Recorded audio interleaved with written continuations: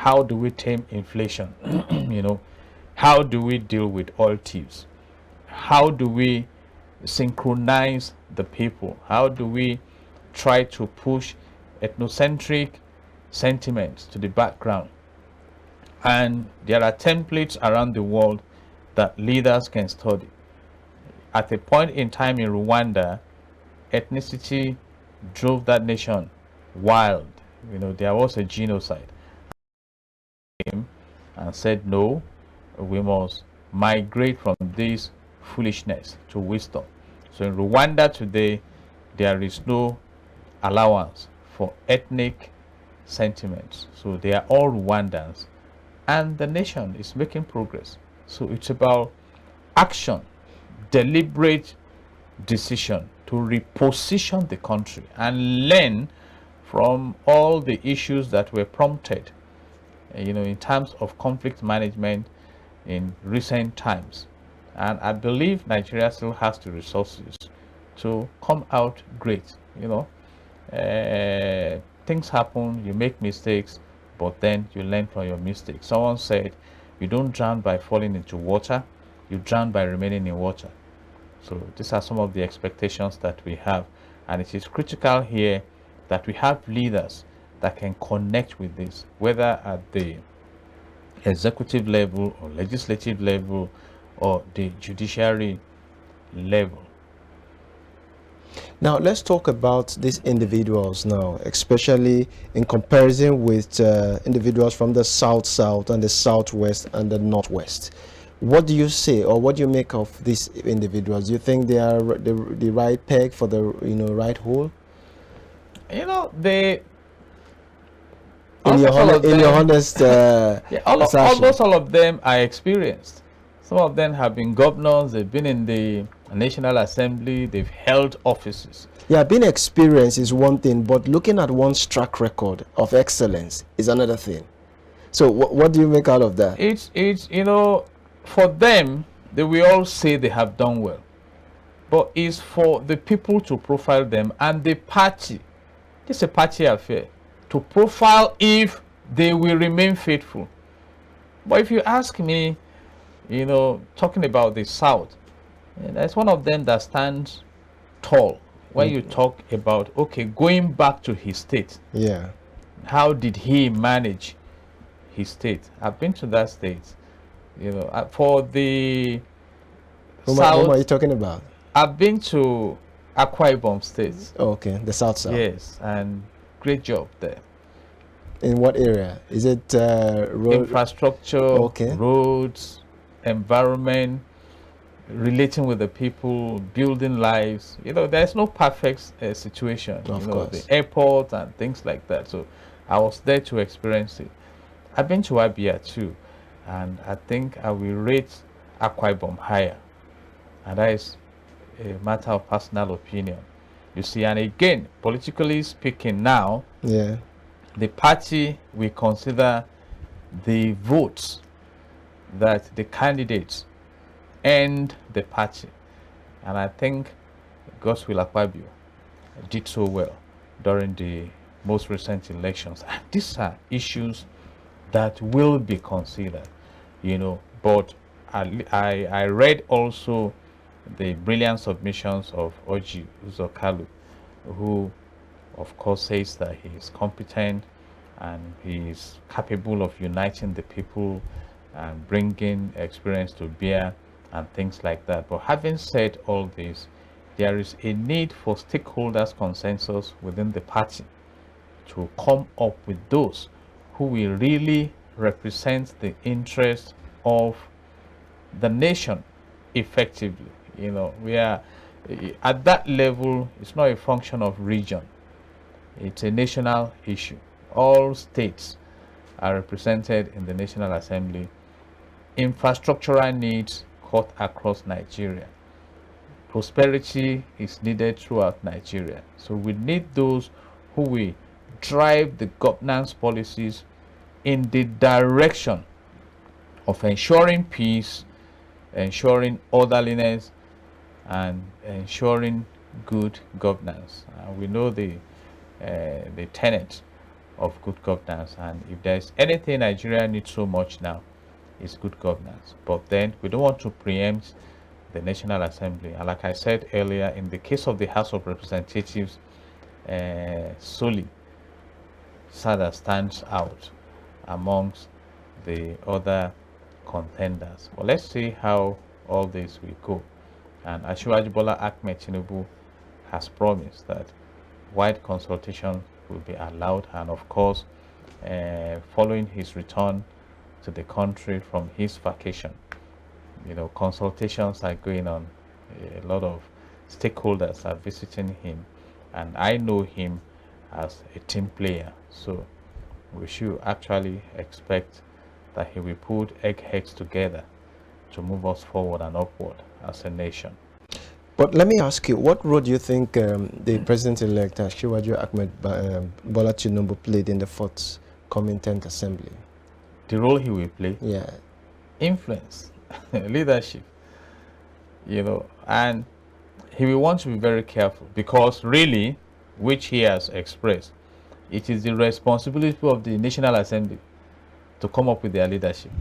But we know also that there is body language of the president-elect. And again, the president-elect should not go to sleep, because he does not want to ride on the back of a tiger. You know what I mean? I made reference to the 8th National Assembly. President Muhammadu Buhari did not find it funny at all. In fact, it was a very restive moment, both for the National Assembly and the presidency, when Bukola Saraki was the Senate president, with Dogara being the Speaker of the House of Reps. In comparison to when Lawan, it's like President Buhari had his way throughout with Lawan, to the point that Lawan even at the time came out to contest to be president of Nigeria. But I have said this, and it is clear. It's not about the politicians who are there. Already they have access to the privileges and the goodies of office. It's about making life meaningful for the citizens. And what is the foundational template for that? Section 14, subsection 2 of the Nigerian Constitution 1999 as amended says that the security and the welfare of the people shall be the primary purpose of government. So that needs to be the focus. How do we deal with banditry in this nation?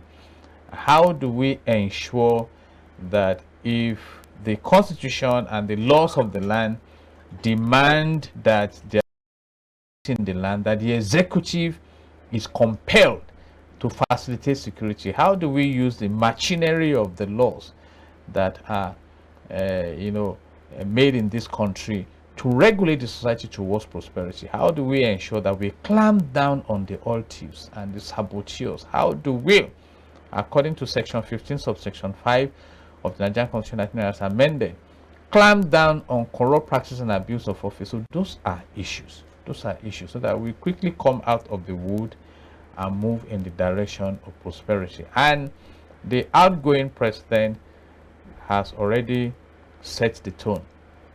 Right now, we have some amendments in the constitution, like the removal of electricity power generation from the exclusive legislative leaves, autonomy to some bodies and agencies, and things that can prepare us. And already we have the Petroleum Industry Act, even though it has not reflected in prosperity to the citizens. So we look at all these, and of course the Electoral Act was amended during this 9th Assembly. So it's about working to ensure that the journey gets better and stronger for the nation, because whether we admit it or not, these politicians go into office and come out of the office.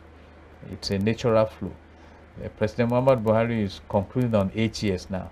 So what have we gone through in these 8 years? Could it have been better? So those are issues.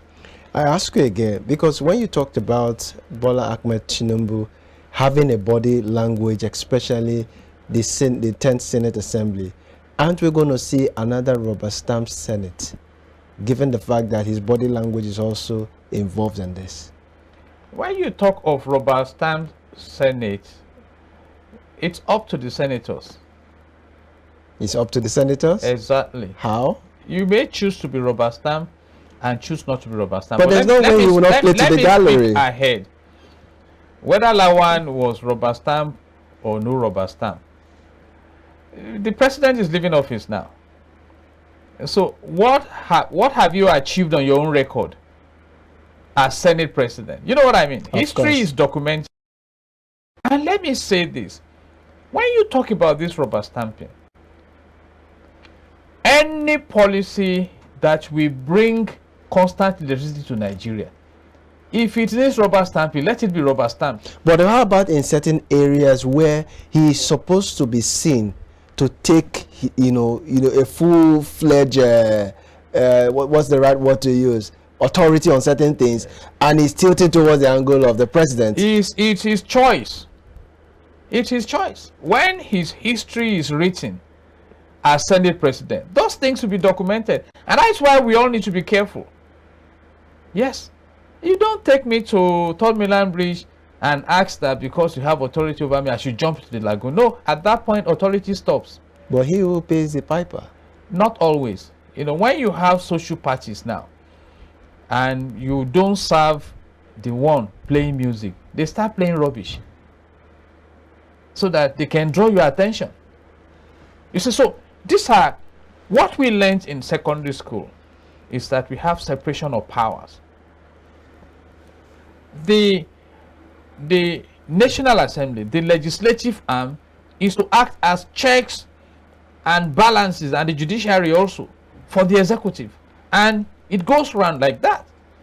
So if you choose to go there and play rubber stamp, so be it. If you go there and insist that no, this is what, and that's why I like what Gbajabiamila did as the Speaker of the House of Reps during this Naira swap and the ASU strike. The man had to step in that, hey, why should we just be watching students at home? And he started networking between the executive arm and ASU. We need, you see, let me say this. If our leaders deliberately revive this nation and put us on the path of prosperity, they will even enjoy themselves more. I wish they know. They know, but I don't just know that mentality that is in Africa. I mean, they travel, they see what happens over there. So why don't you just sit back and say, for once, let's fix Nigeria, let's enjoy. And like I said, when you have, a vibrant economy, it will help you manage religious and ethnic sentiments, because people can prosper in their businesses and things like that. And I think that should be the focus of the new leadership. As we coast home, what's your view as regards female Senate President? Do you think Nigeria is due for it? Nigeria is due for, globally speaking now, particularly when you look at the Sustainable Development Goals of the United Nations, gender disparity is not encouraged. So if the women can garner the required support to become prominent, why not? Because we also say that even amongst themselves, women don't rally around to support themselves. But at that level, you think is likely to happen? If you find someone who is vibrant enough. I mean, Binani almost became the first elected female governor in Nigeria, if not for the Adamawa drama. I admire her courage, you see. And one other lesson is that when that courage is being engaged, do it legitimately, you see, and don't give up. Don't give up. All right. Thank you so much for your exhaustive explanation. We really appreciate it. Thank you so much. Thank you. God bless Nigeria. All right. That's a legal practitioner, a person of Mr. Jide Logun, giving us his exhaustive explanation as regards the 10th Assembly that is forthcoming. Well, that's the much we'll be having with you right about now. But the program yet still continues. And of course, we'll be going into another discussion segment with yet a different guest. And that will be right after this break. Please don't go nowhere. you.